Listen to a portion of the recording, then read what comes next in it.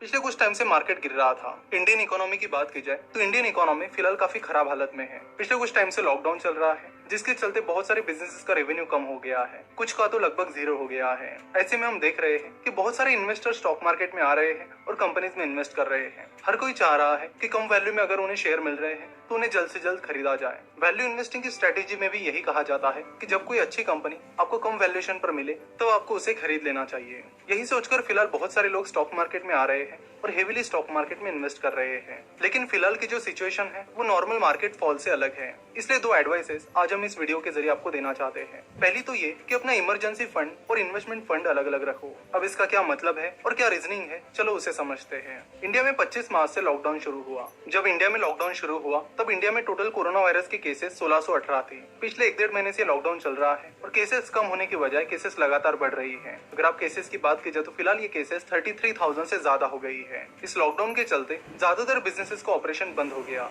किसी का रेवेन्यू कम तो किसी का बिल्कुल जीरो हो गया। देखो, जब कंपनीज प्रॉब्लम फेस करना स्टार्ट करती है तो धीरे धीरे वो प्रॉब्लम बाकी एरियाज में भी जाने लगती है। जैसे कि फिलहाल बहुत सारी कंपनीज के रेवेन्यू कम हो गए हैं और कई के तो जीरो भी हो गए हैं। अब ऑपरेशन ना चलाने की वजह से रेवेन्यू कम तो हो गया है, लेकिन कंपनीज के जो एक्सपेंसेस है वो तो अभी भी वैसे के वैसे हैं। उन्हें अभी भी अपना रेंट पे करना है, सैलरीज पे करनी है। तो जब रेवेन्यू कम हो जाएगा तो बड़ी कंपनी से ज्यादा टाइम के लिए सस्टेन कर सकती है, लेकिन ज्यादातर छोटी और मीडियम साइज कंपनी ज्यादा देर तक सस्टेन नहीं कर पाएगी। उसके बाद वो अपनी कॉस्ट कटिंग स्टार्ट करेगी, यानी वो अपनी कुछ ऑफिस स्पेस छोड़ सकती है, कंपनीज के लोगों को कंपनी से निकाल सकती है वगैरह। अगर आप यूएस की बात करोगे तो पिछले 6 हफ्तों में यूएस में 3 करोड़ लोगों ने जॉबलेस क्लेम फाइल किया है। वहाँ पर लाखों करोड़ों लोगों को कंपनीज ने निकाल दिया है। अब जैसे जैसे इंडिया में कोरोना की केसेस बढ़ रही है और उसकी वजह से लॉकडाउन बढ़ रहा है, वैसे वैसे इंडिया में भी ले ऑफ यानी कंपनी से लोगों को निकालने की प्रोसेस स्टार्ट हो गई है। इंडिया में बहुत सारी कंपनीज ने लोगों को कंपनी से निकालना शुरू कर दिया है। सबसे पहले एविएशन सेक्टर यानी एयरलाइन कंपनी ने लोगों को निकालना शुरू किया। उसके बाद अब धीरे धीरे बाकी सेक्टर की कंपनीज भी लोगों को निकाल रही है। अब ऐसे टाइम में जॉब खोने का सबसे बड़ा प्रॉब्लम ये है कि नई जॉब कैसे पाए, बिकॉज इंडिया में फिलहाल हार्डली 2 से 3% कंपनीज रहेगी जो हायरिंग कर रही है। ज्यादातर कंपनीज ने या तो हायरिंग प्रोसेस रोक दी है या फिर फायरिंग प्रोसेस स्टार्ट कर दी है। अब धीरे धीरे इंडिया में भी ले ऑफ शुरू हो रहा है, यानी लोगों की जॉब्स जाने लगी है। अब ऐसे में कंपनीज ने तो कॉस्ट कटिंग करना शुरू कर दिया है, लेकिन वो लोग कॉस्ट कटिंग कैसे कर सकते हैं? अगर वो रेंट पर कहीं पे रह रहे हैं तो उन्हें अपना रेंट पे करना है। अगर वो अपने फैमिली मेंबर्स के साथ रह रहे हैं तो उनके खर्चे उन्हें संभालने हैं। साथ ही उन पर कोई ईएमआई चल रही है वो भी उन्हें पे करनी पड़ेगी।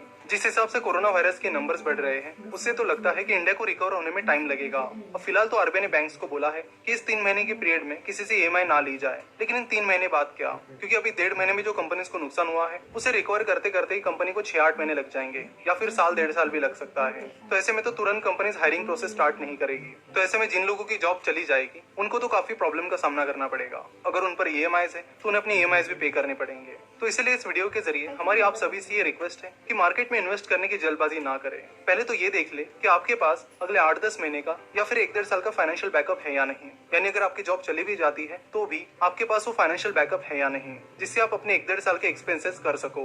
पहले तो आप 1-1.5 साल के एक्सपेंसेस के पैसे साइड में रखो। ऐसे टाइम में उसे आप इमरजेंसी फंड कह सकते हो। और उसके बाद कुछ पैसा बचता है तो उसके बारे में आप इन्वेस्टमेंट करने के बारे में सोचो। देखो, इन्वेस्टमेंट करना अच्छी बात है और उससे इकोनॉमी को भी फायदा मिलता है, लेकिन ऐसे पीरियड में जब इकोनॉमी तेजी से नीचे जा रही है, कंपनीज और लोग काफी प्रॉब्लम फेस कर रहे हैं, तो ऐसे टाइम में आपको ये भी ध्यान देना होगा कि आपके पास अच्छा खासा फाइनेंशियल बैकअप हो, जिससे आप एटलीस्ट अपने बेसिक एक्सपेंसेस आराम से कर सको। ये चीज हम आपको पैनिक होने के लिए नहीं बल्कि पहले से अलर्ट रहने के लिए बता रहे हैं।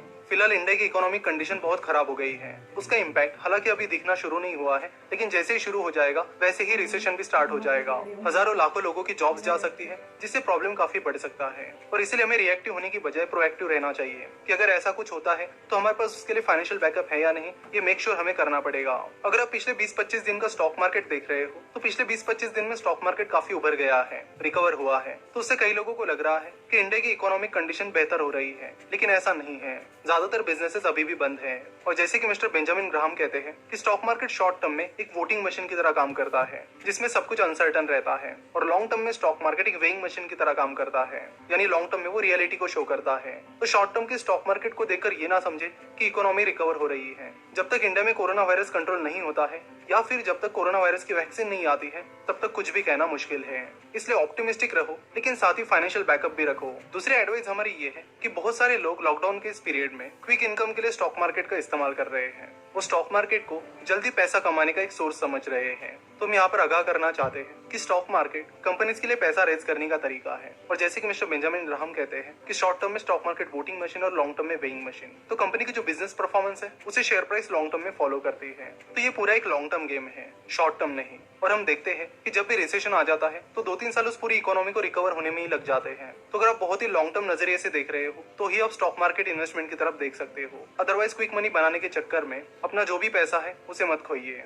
आशा करता हूँ कि ये दोनों भी एडवाइस आपके काम आएगी। जरूर इस वीडियो को अपने दोस्तों के साथ भी शेयर कीजिए ताकि उन्हें भी इन चीजों के बारे में पता चले और वो भी इन गलतियों से दूर रहे। हम ये भी आशा करते हैं कि जल्द से जल्द हम कोरोना को कंट्रोल करें और इकोनॉमी को फिर से ट्रैक पर ले आए।